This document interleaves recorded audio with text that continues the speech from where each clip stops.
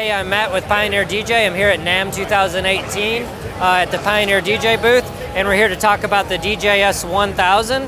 So the DJS-1000 we actually announced at the Amsterdam Dance event in October of 2017. This is our first time showing it here at a show. So it's a completely standalone sampler and sequencer.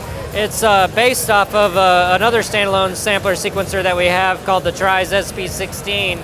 But this is built into a CDJ-1000 Nexus 2 form factor. So you can see that it sits nicely into a Nexus 2 environment. The idea is to fit perfectly into DJ booths and hopefully become a staple in DJ booths worldwide, allowing DJs to incorporate their own compositions, stems from their own tracks, and also to easily integrate synthesizers and other instruments into their setup. So if we could swing around on the back of the unit, I'll talk about the inputs and outputs. So we have standard RCA output. That's basically our main output to go to the DJ mixer on a channel. But then we also have quarter-inch inputs and quarter-inch outputs. The quarter-inch input can be used for sampling, and this is capable of doing live looping and live sampling. So the ideal way to set this up would be to connect it on the send of the DJ mixer, so you can choose any channel on the DJ mixer and send it in and capture loops live in real time. And then you can also use the out as either a return to the DJ mixer, or if you want to output separate tracks from the unit on a separate bus, you can do that. The exciting thing about this is that this connects to Pro DJ Link over Ethernet, so that it'll actually capture and stay synchronized with the beat grid of the music.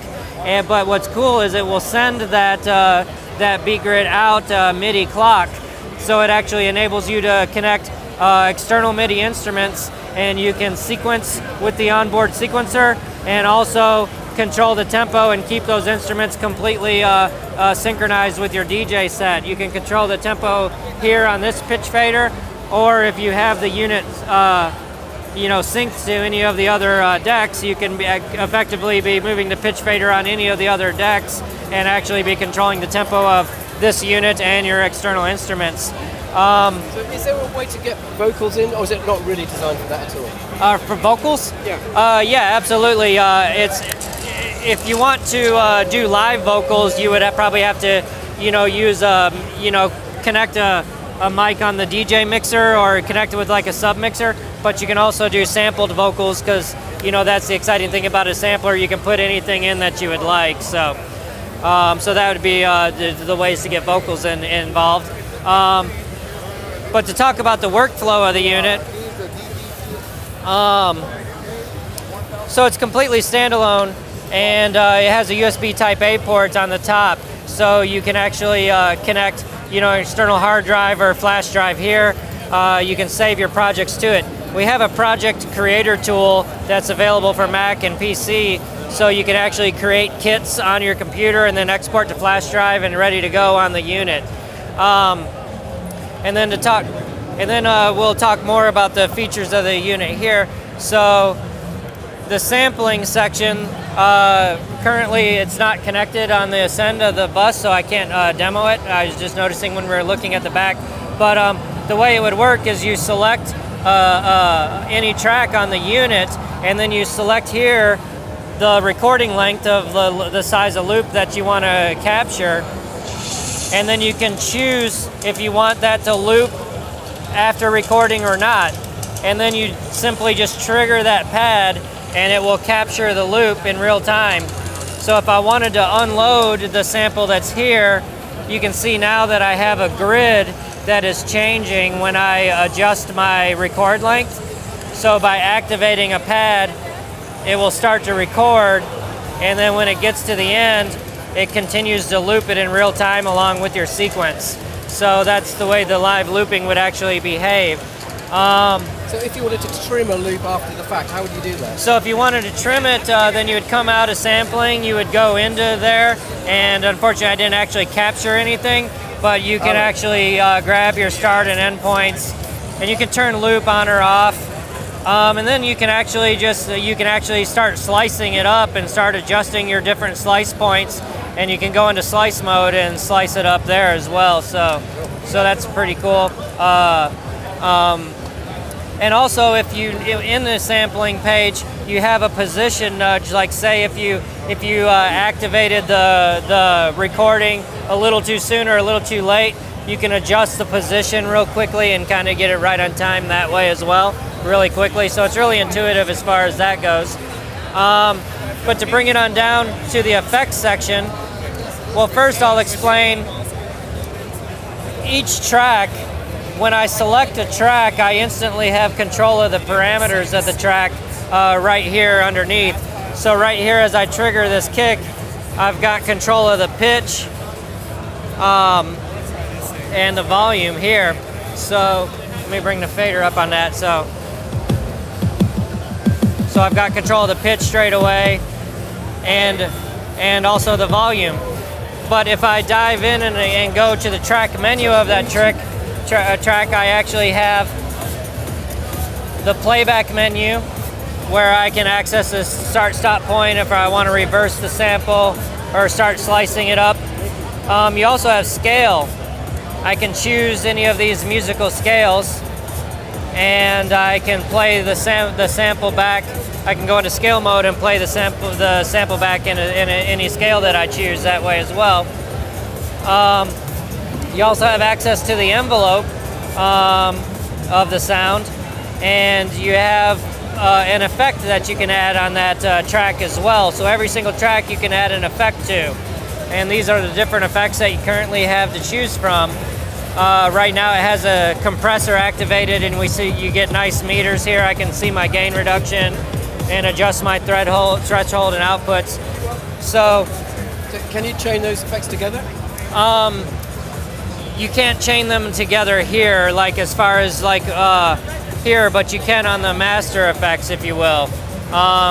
You have kind of a performance master effects bus where I can choose effects here and choose which effect I want to have on these knobs here.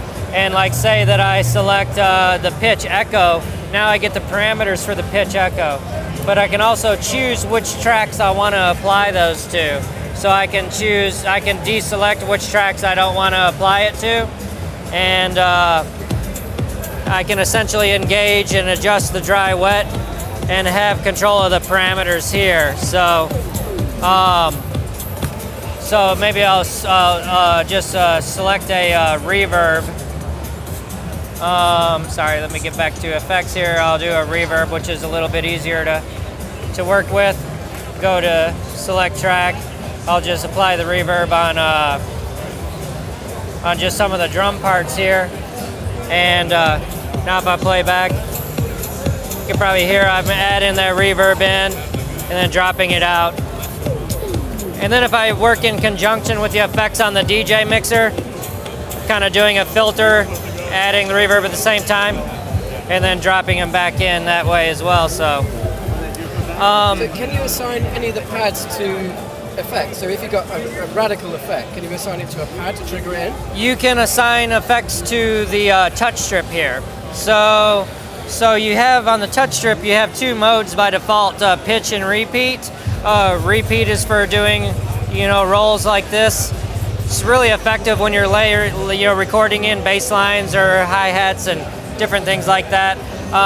But you also get two user modes, and this is very powerful because if I go into the utility, right at the very top, you get touch strip setting user 1 and 2. So you just load in the effect you want into the user slots. Yeah, but you can actually assign up to 8 effects there, and you can set the bottom and top value for each effect. And when you go into those effects, it also includes, if I get down here, it includes external MIDI CC parameters that you can assign. Interesting. So you can actually be controlling the cutoff filters or the LFO rate and all of those things right from the touch strip here on even external instruments. Are there any other controls that you can map effects to? Or is it just a touch strip? Yeah, no, really just, the effects will be mapped here. So if you're interested in like the way it would work on controlling external instruments, I can go into one of my tracks here.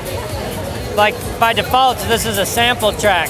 but I can change it to a through track for bringing the audio in from an external source, or I've got a MIDI out track, and we also have a dedicated MIDI out track for our Turize AS1 synthesizer. The standard MIDI track will allow you to do up to 4-note chords per step on the sequencer. The Turize AS1, because it's a monophonic instrument, you can only do 1 note per step. But when you assign a MIDI instrument, can you all hear me? You essentially have, can I have your attention? You can assign these MIDI CC pages for your external instrument. Hi, my name is Lars, and I want to talk to you about the interesting thing is you can step modulate all these parameters. Say I was sequencing an external instrument here. If I want the pulse width to be at one parameter for this step, but then a different parameter for this step, and another parameter for this step, you can hold down those steps and set those parameters, and as the sequence plays, it'll play back those parameters that you set. And you can assign as many parameters as you want to that. Any parameter that you come across that is red in the unit can be step modulated. And if I go to, if I assign an effect on this, say I assign a delay on this pad, you notice all of the parameters are in red. You can step modulate all your delay parameters on your internal samples and everything. So it's really powerful how you can do the step modulations with the sequencer there. So if I go back to the external MIDI track, say I sequenced in these steps, if I wanted, I could record my steps in with scale mode. I can set a musical scale and play my external instruments with a musical scale on the pads. I can move up and down my octaves and things and perform it in that way and record it that way. I think that's the most effective way to do it. But if say I wanted to change any of my steps, I can go into the keyboard here, I can hold down a step, and then on the screen I can choose which note I want that to actually trigger. And then this is where on the other MIDI page I could use these knobs actually to assign a second, third, and fourth note to that step as well. So it's pretty effective as far as triggering external instruments that way as well. So it's pretty powerful. You can customize it to your own kind of workflow. Yeah, absolutely. And then to have it all integrated into a live setup and have control of the tempo of everything here. So, and to talk about the other pad modes here, we have mute mode. This is for muting and unmuting parts as they play to kind of compose your track. And then hot slice, I like to say it's kind of like the marriage of a hot cue and the slicer mode, like the hot cue from a CDJ and a slicer mode. Yeah, exactly. A slice mode will actually just play only that slice when you trigger it. A hot slice will play that slice, but it'll also continue to play the rest of the sample from that point. So that's the difference the way those work. And then you also have the scale mode that I've already explained. So those are the 4 different pad modes that you have here. And then it's cool because it's similar to a CDJ with the play and pause buttons. So you can kind of like, you know, a lot of people when they're working CDJs, they're working the cue points like this and then starting the track when they're ready to actually start it. You can kind of work this the same way. Start your sequence whenever you want. Control the tempo. Start doing, you know, repeats and everything along with it. You have it all synchronized with your track. With the sequencer, you can really just paint parts in and take them right out, you know, quickly. So if you have it looped and synchronized with an external instrument or with the CDJ, you can just quickly compose parts on the fly in real time that way as well. So, and then there's more. Yeah, there's yeah. Actually, I was going to talk about the way the architecture of a project works. So you see here we have a scene and pattern button. Yep. So everything I told you is all within one scene, but inside a project you actually get up to 16 scenes that you can change to in real time. So if I activate the scene button, I can see in this project I actually have 3 scenes available in this project. If I want to change to a different scene, I can just say, okay, I want to go to scene 2. Now it's asking which pattern do I want to go to. Let's say you go to pattern 3. and now it's instantly loaded all new sounds and all new patterns. And then when you change a scene, it also can send program changes to your external instruments as well.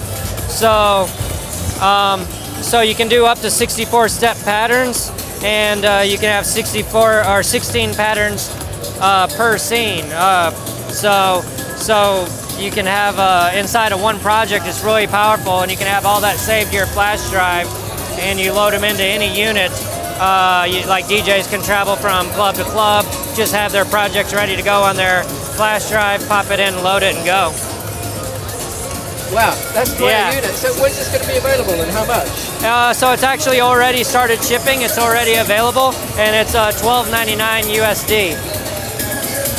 So it's already available. So it's already starting to make its way onto tech riders and into nightclubs. So thanks a lot. Thanks very much indeed. Cheers. Thank you.